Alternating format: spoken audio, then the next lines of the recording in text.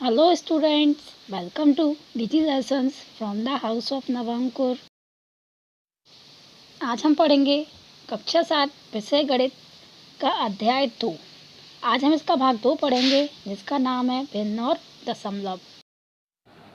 हमारा पहला प्रश्न है, हल कीजिए। इसका पहला है 2 - 3/5। तो यहाँ 2 के बटे में कुछ नहीं है तो क्या मानेंगे 1। तो हम प्लस माइनस में क्या लेते हैं एलसीएम। तो यहाँ भी हम हर का क्या लेंगे एलसीएम। तो हर में क्या है 1 और 5। 1 और 5 का एलसीएम निकालते हैं तो क्या आता है 5। तो अपना एलसीएम निकल के आ गया 5। तो एलसीएम लेने के बाद ऊपर क्या संख्याएं आ जाएंगी 10, फिर माइनस तक आए तो -3। 10 - 3 बटे क्या चल रहा है अपना 5। 10 में से 3 को घटाएंगे तो क्या आएगा 7। तो 7/5। अब हम 5 का भाग 7 में देंगे तो अपना क्या आंसर निकल कर आ जाएगा 1 सही 2/5। तो हमारा पहले का आंसर आता है 1 सही 2/5। अब हमें इसी प्रकार से आगे के इन सभी प्रश्नों को सॉल्व करना है। अब हम देखते हैं प्रश्न 2। निम्नलिखित को अवरोही क्रम में रखिए। तो पहला है 2/9, 2/3 और 8/21। तो यहाँ हम जिस प्रकार से हमने पहले प्रश्न में एलसीएम लेके संख्याओं की भिन्न बनाई थी, इसी प्रकार से हम यहाँ तीनों संख्याओं का एलसीएम लेके और सॉल्व करते हैं। तो यहाँ हमारी संख्याएं निकल कर आती हैं 14/63, 42/63 और 24/63। तो अब हम इन संख्याओं को अवरोही क्रम में रखते हैं। तो सबसे बड़ी संख्या क्या है 42/63, फिर है 24/63 और फिर है 14/63। तो 42/63 किस संख्या से आई थी 2/3 से। तो 2/3 बड़ी है। फिर 24/63 किस संख्या से आई थी भिन्न 8/21 से। फिर है 14/63, ये किस संख्या से आई थी भिन्न 2/9 से। तो यहाँ हमारा उत्तर होगा 2/3 बड़ा है 8/21 से और 8/21 बड़ा है 2/9 से। अब है दूसरा 1/5, 3/7 और 7/10। तो जिस प्रकार से हमने इसके पहले वाले क्वेश्चन को सॉल्व किया है, इसी प्रकार से आपको इसे सॉल्व करना है।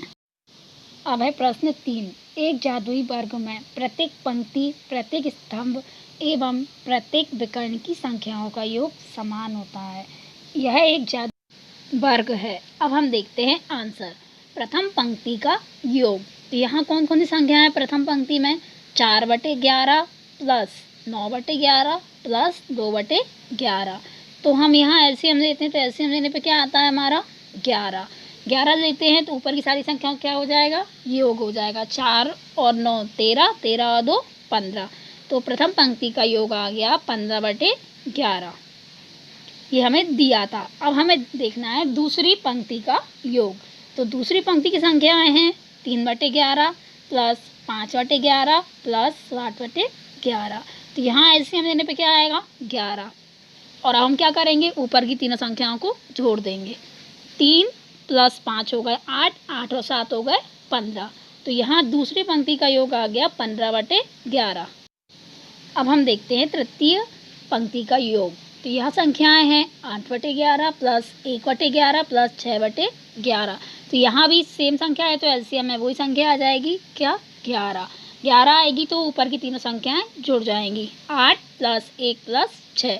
तो 8 और 6 हो जाते हैं अपने 14 और 1 15। तो तृतीय पंक्ति का योग भी क्या आ गया 15/11।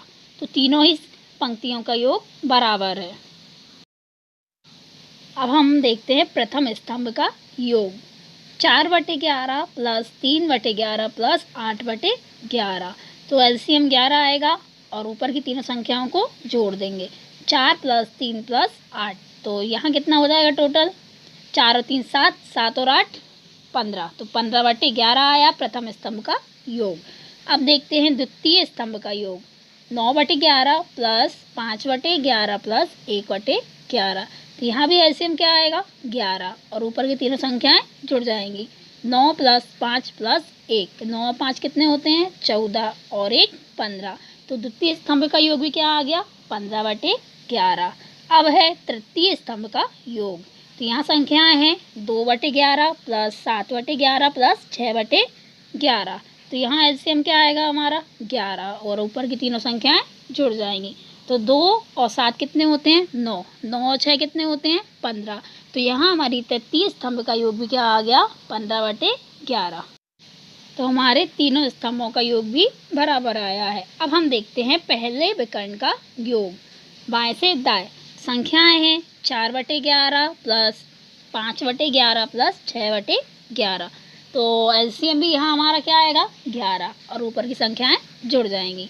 4 प्लस 5 प्लस 6, 4 और 5 होंगे 9, 9 और 6 15। तो यहाँ भी क्या आएगा पहले विकर्ण का योग 15/11। अब देखते हैं दूसरे विकर्ण का योग। बाएं से दाएं 2/11 प्लस 5/11 प्लस 8/11। तो एलसीएम लेने पे 11 ही आएगा, और ऊपर की संख्याएं जुड़ जाएंगी। 2 और 5 कितने हो जाएंगे 7, और उसी में 8 जोड़ देंगे तो क्या आ जाएगा 15/11। तो हमारे दूसरे विकर्ण का योग भी क्या आ गया 15/11। तो हमारे दोनों विकर्णों का योग भी बराबर आ गया 15/11। तो उत्तर हो जाता है इस प्रकार प्रत्येक पंक्ति, प्रत्येक स्तंभ एवं प्रत्येक विकर्ण की संख्याओं का योग समान है, अतः यह एक जादुई वर्ग है। अब है हमारा प्रश्न 4। एक आयताकार कागज की लंबाई 12 सही 1/2 सेंटीमीटर और चौड़ाई 10 सही 2/3 सेंटीमीटर है, तो कागज का परिमाप ज्ञात कीजिए। तो हम देखते हैं उत्तर। दिया है कागज की लंबाई कितनी है 12 सही 1/2 सेंटीमीटर, और कागज की चौड़ाई कितनी दी है 10 सही 2/3 सेंटीमीटर। तो हमें परिमाप निकालना है। तो लंबाई चौड़ाई किस में होती है आयत में। तो आयत का परिमाप क्या होता है 2 गुणा लंबाई धन चौड़ाई। तो हम रखते हैं 2 गुणा लंबाई कितनी है 12 सही 1/2 धन चौड़ाई कितनी है 10 सही 2/3। तो पहले हम मिश्रित भिन्न से साधारण भिन्न में बदलते हैं। तो 2 का गुणा 12 में करेंगे तो क्या आएगा 12 दूनी 24, और फिर उसमें हम किसको जोड़ देते हैं 1 को, तो क्या हो जाएगा 25, और बटे में जो संख्या है वही संख्या आएगी। तो क्या बन जाएगी साधारण भिन्न 25/2। अब है प्लस 10 सही 2/3।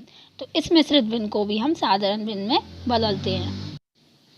तो 3 और 10 का गुणा करते हैं तो क्या आएगा 10 तिया 30, प्लस ऊपर वाली संख्या क्या है 2, तो उसमें 2 को जोड़ देंगे। तो 30 और 2 कितने हो जाएंगे 32 बटे में 3 दिया है, तो यहाँ भी क्या आ जाएगा बटे में 3। तो यहाँ हमारी चौड़ाई निकल कर आती है 32/3।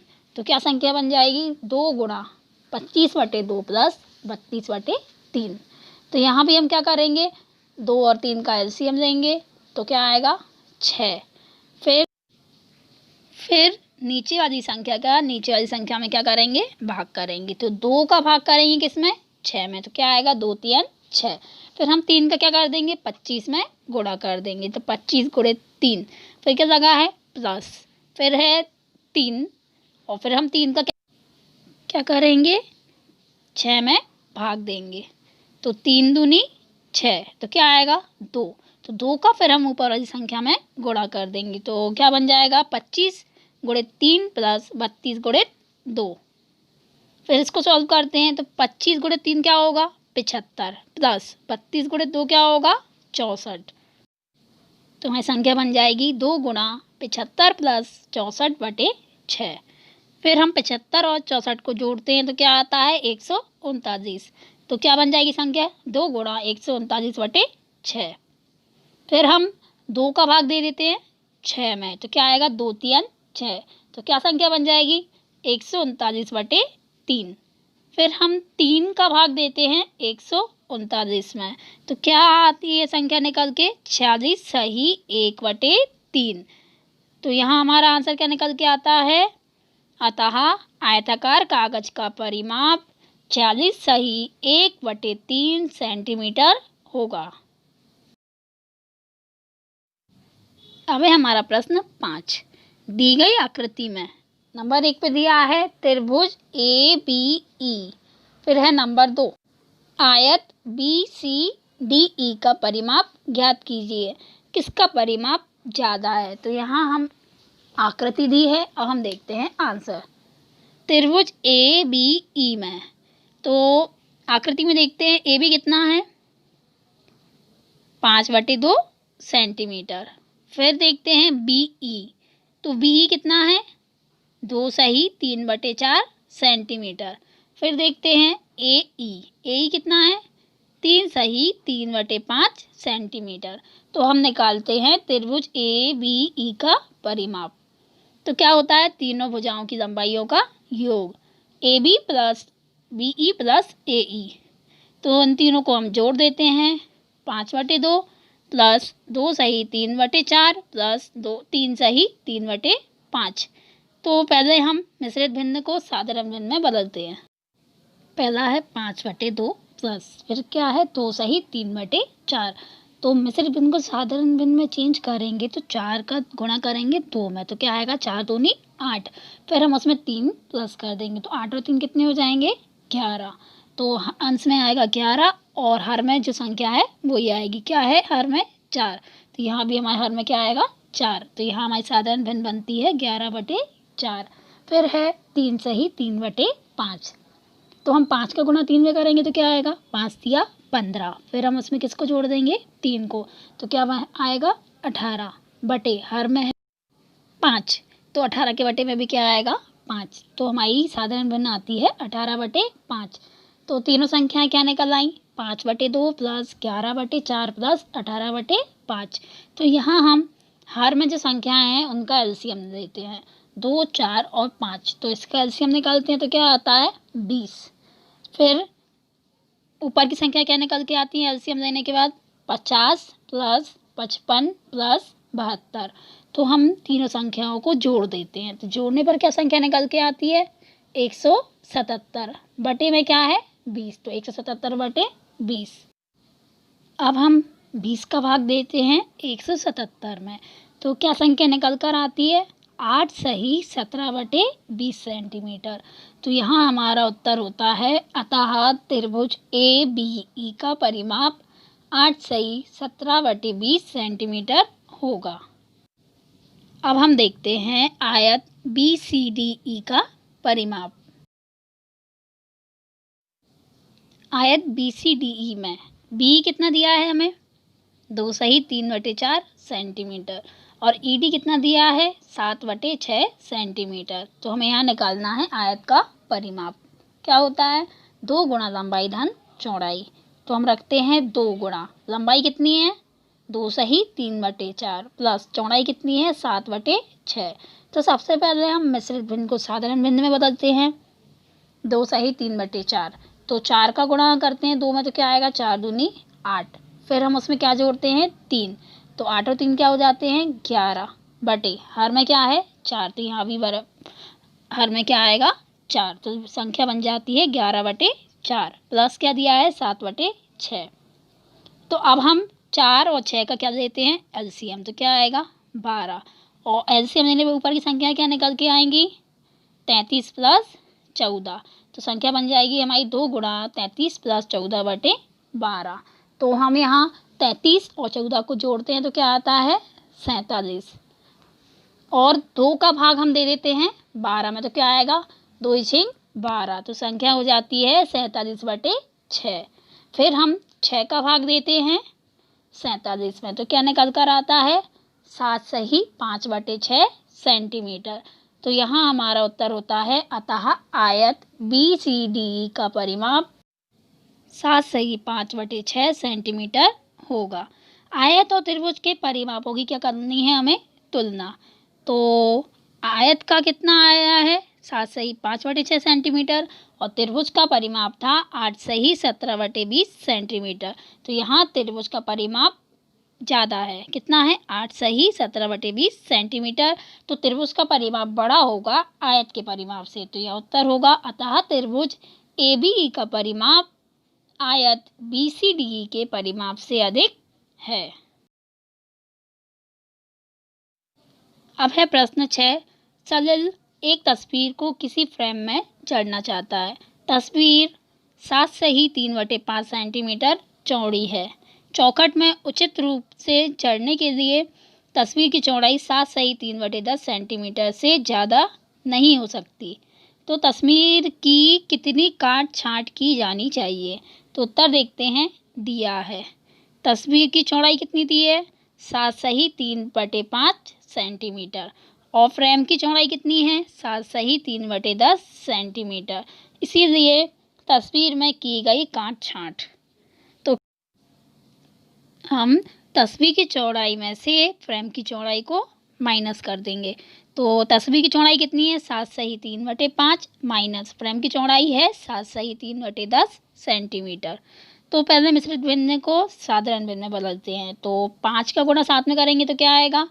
7 5 35 प्लस 3 तो क्या हो जाएगा? 38। हर है यहाँ 5, तो 38 के बटे में भी हर क्या आएगा? 5। तो यहाँ हमारी पहली संख्या आती है 38/5। फिर 7 सही 3/10। तो यहाँ भी 7 का गुणा 10 बार करते हैं तो 70 आता है और उसमें 3 को जोड़ देंगे तो क्या आएगा? 73। और बटे में 10 है तो यहाँ भी बटे में क्या आएगा? 10। तो संख्या आती है 73/10। तो 38/5 माइनस 73/10। तो 5 और 10 का एलसीएम क्या निकलेगा?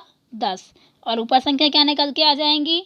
76 माइनस 73। तो 76 में से 73 को माइनस करेंगे क्या आएगा? 3/10 सेंटीमीटर। तो यहाँ हमारा उत्तर आएगा, अतः तस्वीर की चौड़ाई 3/10 सेंटीमीटर कम करनी पड़ेगी। अब है प्रश्न 7। रितु ने एक सेब का 3/5 भाग खाया और शेष सेब उसके भाई सोमू ने खाया। सेब का कितना भाग सोमू ने खाया? किसका हिस्सा ज़्यादा था? कितना ज़्यादा था? तो उत्तर देखते हैं। रितु द्वारा खाया गया सेब का भाग कितना दिया है? 3/5। फिर दिया है सोमू द्वारा खाया गया सेब का भाग निकालना है। तो पूरा कैसा होगा? एक भाग होगा। तो एक भाग में से रितु ने कितना खा लिया? 3/5। तो हम उसको माइनस कर देंगे। तो 1 माइनस 3/5। 1 के बटे में कुछ नहीं है, मतलब हर में कुछ नहीं है, तो क्या मानेंगे? 1। तो फिर हम जो हर है उसका क्या देंगे? एलसीएम। तो 1 और 5 का एलसीएम क्या आएगा? 5। तो एलसीएम लेने पे ऊपर संख्या क्या आ जाएंगी? 5 माइनस 3। तो 5 में से 3 को घटाएंगे तो क्या आएगा? 2/5। तो रितु और सोमू द्वारा खाए गए भागों की तुलना करने पर, तो 3/5 खाया था रितु ने और 2/5 खाया उसके भाई ने। तो रितु ने ज़्यादा भाग खाया सोमू से। तो रितु द्वारा खाया गया अधिक भाग कितना है? 3/5 माइनस 2/5। तो माइनस करने पे क्या निकल कर आ जाएगा? 1/5। तो हमारा उत्तर हो जाएगा, अतः रितु का भाग सोमू से 1/5 अधिक था। अब है प्रश्न 8। माइकल ने एक तस्वीर में रंग भरने का कार्य 7/12 घंटे में समाप्त किया। वैभव ने उसी तस्वीर में रंग भरने का कार्य 3/4 घंटे में किया। किसने ज़्यादा समय कार्य किया? यह समय कितना ज़्यादा था?